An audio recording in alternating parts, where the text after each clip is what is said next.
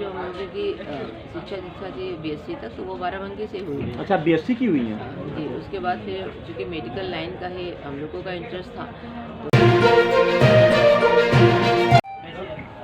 नमस्कार दोस्तों, मैं संतोष चौबे न्यूज़ सर्वोत्तम में आपका हार्दिक स्वागत करता हूं। दोस्तों, आज मैं परम तपस्वी ललिता माता दिव्यागिरी जी माता जी के पास आया हूं, जो जूना अखाड़े से आप संबंध रखती हैं। दोस्तों, परम तेजस्विनी साध्वी हैं और काफ़ी चर्चा भी आपके नाम का यहाँ पर है।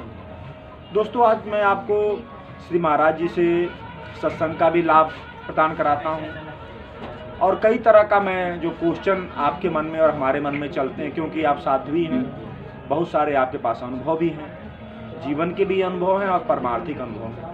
दोस्तों, मैं बात करके दिखाता हूँ कि श्री महाराज जी जो हम लोगों का क्वेश्चन है उस पर महाराज जी क्या आंसर देती हैं, आप सबको दिखाता हूँ। दोस्तों, देर न करते हुए महाराज जी, आज के इस एपिसोड में आपका बहुत बहुत स्वागत है। महाराज जी, कृपा करके अपने भक्तों को अपने शुभ नाम के बारे में थोड़ा सा आप परिचय अपना दें। जी, मैं दिव्यागिरी। तीज बोलिएगा महाराज जी, मैं दिव्यागिरी मनकामेश्वर मठ मंदिर लखनऊ से, जो कि श्री 10 नामी सन्यासिनी अखाड़ा, जो कि एक जूना अखाड़े की महिला भी है, मैं उसकी प्रमुख है। और इस कुंभ में मेरा दायित्व है जो हमारे सन्यासिनी हैं उनकी पूर्ण रूपेण जिम्मेदारी के रूप में। अच्छा गुरु जी, बताएं कब से आप सन्यास में आई हैं? क्या आप ब्रह्मचारिणी हैं या कुछ समय, जैसे कई लोगों के शादी ब्याह होने के बाद भी इस रास्ते पर आ जाते हैं, इसके बारे में थोड़ा सा अपने भक्तों को बताएं। जी, मेरी पंचित इच्छा 10 जनवरी 2002 को हुई थी और उसके पहले हम लोग विद्यार्थी जीवन में ही थे। भोलेनाथ जहाँ पे मैं अभी इस टाइम हूँ, वो महादेव का स्थान है, उसका नाम है मनकामेश्वर महादेव मंदिर। मैं दर्शन करने हेतु वहाँ पे गई थी। उसके बाद फिर मेरा मन लग गया वहाँ पर। मैं उनकी सेवा में 2002 से अनवरत अभी तक हूँ। अच्छा गुरु जी, आपका जन्म स्थान या माता पिता या एजुकेशन थोड़ा सा कृपा करके बताएं। मेरी जन्मभूमि लखनऊ से 30 किलोमीटर दूरी बाराबंकी कहते हैं, जो वो भी एक देवस्थली है, वहाँ पे हुआ। पिताजी पत्रकार हैं आज के। अच्छा, आज भी पत्रकार हैं? जी, पिताजी पत्रकार थे आज के, अभी तो चीफा ब्यूरो में। उसके बाद फिर जो हम लोगों की शिक्षा दीक्षा थी बीएससी तक, तो वो बाराबंकी से हुई। अच्छा, बीएससी की हुई हैं? जी, उसके बाद फिर चूँकि मेडिकल लाइन का ही हम लोगों का इंटरेस्ट था, तो फिर हमने पैथोलॉजी दिल्ली से किया। अच्छा, फिर हम दर्शन करने भोलेनाथ के गए और उस स्थल पे मेरा वैराग्य हुआ और मैं संन्यास में आ गई। तो पृष्ठभूमि को देखते हुए तो ये बिल्कुल अलग और डिफरेंट लाइन थी, परंतु मैं पूर्ण रूप से संतुष्ट हूँ और बहुत अच्छे से मैं भोलेनाथ की सेवा। गुरु जी बताएं, आप बीएससी की हुई हैं, पोस्ट ग्रेजुएट हैं आप, आपकी मन में ये जो साधु संतों का भावना या संन्यास लेने जैसी भावना कब आई, कैसे आई? पारिवारिक कुछ संस्कार ऐसे थे या कोई परिवार में कुछ ऐसा है, कई बार मन को ठेस लग जाती है, या कुछ यारों दोस्तों में आके कैसा एक पोस्ट ग्रेजुएट लड़की के जो एक खेलने खालने की उम्र होती है उसमें आपने संन्यास ले लिया?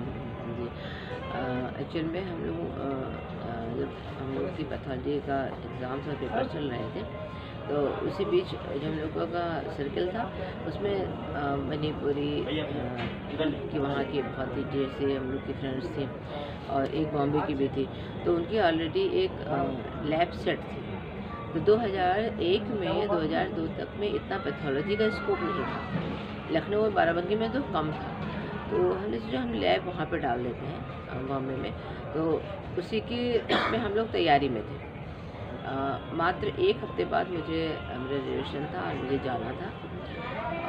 बीच में बस मैं मात्र मंदिर में दर्शन हेतु गई और मेरा बीच में ऐसा एक टर्निंग पॉइंट आया, मन लगा कि बस दर्शन करने के उपरांत ही मैंने फैसला लिया कि मैं ईश्वर के पास ही रहूँगा। तो मैंने फिर घर में बात किया, तो नेचुरल है कि कोई पढ़ते पढ़ते अगर इस बात को कहने लगे तो सारे परिजनों को थोड़ा सा आश्चर्य और विरोध भी किए होंगे।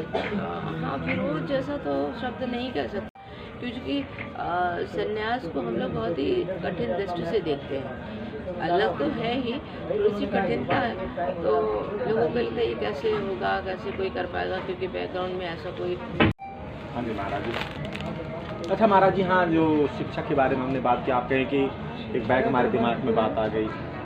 जी जी, फिर अचानक से ही क्योंकि भोलेनाथ के उसी स्थल पे मेरे मन में जो समर्पण भाव था वो आया, तो मैंने सोचा कि नहीं, अब आप भोलेनाथ महादेव की सेवा में रहते हैं, बस यही एक डिसीजन था जो मुझे संन्यास की ओर ले आया। अच्छा गुरुजी, ये बताएं कि आप इतना बड़ा डिसीजन ले लें, आप इतनी पढ़ी लिखी एक लड़की हैं, तो इस डिसीजन को लेते समय क्या आपने कुछ सोचा नहीं कि बहुत बड़ा ज़िंदगी का डिसीजन, बहुत बड़ा क्या फाइनल डिसीजन हो जाता है, उसके बाद घर गृहस्थी सब खत्म हो जाती है, तो आपकी इसके बारे में आपकी जो सहेलियाँ थी या आपके कॉलेज में तो उस समय पढ़े लिखे बच्चे तो रहे होंगे क्योंकि आप खुद एक क्वालिफाइड हैं, तो क्या आप वो लोग आपका विरोध नहीं किए, आपके मन से ऐसा कुछ विरोधाभास नहीं हुआ? नहीं, बहुत ही आश्चर्य था उन लोगों को। बस ये है कि हम थोड़ा सा कम बोलते थे क्लास ईयर्स में, तो उन्हें लगता होगा कि नहीं हम आध्यात्मिक हैं, तो सबने समझाया अपने अपने एंगल से कि नहीं नहीं लैब कर लो, उसमें क्या है, हाँ लोग कहते ही कठिन है, ऐसे ऐसे जो जो जिस योग्य था उसने वैसा ही समझाया, परंतु कुछ भी बात उस समय तो मस्तिष्क में नहीं आई कि नहीं उन लोगों की बात को समझना चाहिए या सुनना चाहिए या वो सही कह रहे हैं। वो जो एक टीनेजर का जोश था और जो एक दृढ़ संकल्प था वो महत्वपूर्ण था, उसमें चेंजिंग नहीं थी। अच्छा गुरुजी, ये बताएं कि इसे उस समय एक जोश था, लेकिन कुछ टाइम के बाद क्या उस सोच में या यहाँ के साधु जीवन अपनाने के बाद इसमें बहुत सारी कठिनाइयाँ आती हैं, जैसे कि एक अकेले में रहना, समाज से कट के रहना, तपस्या करना, बहुत चीज़ें आती हैं, आपके मन में फिर कभी इस सस्पेंस या दुविधा नहीं आई? नहीं, ऐसा नहीं आया, मगर जब क्योंकि 2002 और 2024 एक लंबा टाइम पीरियड है, तब संन्यास का प्रचार तो था मगर इतनी अच्छी दृष्टि से देखा नहीं जाता था महिलाओं को, तो जब कोई कुछ बोल के जाता था या ऐसा कुछ, तो उस समय आप बिल्कुल लड़की थी। हाँ, एक सेकंड के लिए थोड़ा सा अंदर से जाता था, फिर दूसरे ही सेकंड भोलेनाथ मुझे संभाल लेते थे और वो तुरंत हमारा मैसेज होता है, नहीं जो कोई हमें जानता ही नहीं है तो वो राय अपने हिसाब से रख सकता है, अपने दिमाग से ही बोलता है, अपने हिसाब से वो रखेगा, तो हम अपने हिसाब से अपने मैसेज को समझा लेते थे। मगर धीरे धीरे फिर जब वो सब प्रचलन में आ गया, लोग बार बार हमको देखते ही रहे, तो उन्हें लगा कि नहीं हम तटस्थ भूमिका में हैं, तो फिर वो धीरे धीरे मतलब बातें खत्म हो गई, वो माहौल जो था, बातें खत्म हो गई या वो अभ्यस्त हो गए हमको देखने के लिए, उसको लड़ने की परिस्थिति से क्षमता आ गई। हाँ, तो बस यूँ ही फिर सारे लोग अच्छे से देखने लगे। कहते हैं ना कि पहले जो गालियाँ देते हैं फिर वही एक दिन आपका प्रशंसा भी करने लग जाते हैं, भी करते हैं, बस ऐसा ही। अच्छा गुरुजी, बताएं कि आपके गुरुजी कौन हैं, और आप पहले इसी पर बात कर लेते। गुरुजी आपके गुरुजी का शुभ नाम क्या है? जी, ब्रह्मलीन महंत केशव गिरी, जो कि हमारे गुरुदेव थे, जिनके द्वारा हमारी पंथी पूजा हुई। अब चूँकि वो 2008 में वो ब्रह्मलीन हो गए, तो जिस स्थान पे वो थे उन्होंने अपने स्थान की जिम्मेदारी मुझे देखने के लिए, तो मैं तब से अनवरत रूप से वहीं पे हूँ और उन्हीं की अपनी गद्दी आपको दे के गए हैं? जी बिल्कुल। अच्छा, बंधन है आपका, मैं बहुत बहुत शुक्रगुजार कर सकता हूँ यार, आपके चरणों का मैं बंधन कर रहा हूँ। तो दोस्तों देखिए, श्री महाराज जी जो है एक बाल ब्रह्मचारिणी है और BSc की हुई अपने टाइम की स्टूडेंट है, और इतनी बड़ी क्वालिफिकेशन लेने के बाद, क्योंकि मैं भी थोड़ा पढ़ा लिखा हूँ, इस करके हम पढ़े लिखे व्यक्ति का हमें नहीं सभी लोग इज्जत करते हैं, लेकिन आपने दुनियादारी बसाने को छोड़ के घर गृहस्थी त्याग करके आपने परमात्मा का एक रास्ता पकड़ लिया, और वो प्रेरणादायक भी है समाज में। तो दोस्तों, अब संतोष चौबे को इजाज़त दीजिए। नमस्कार, थैंक यू, जय हिंद।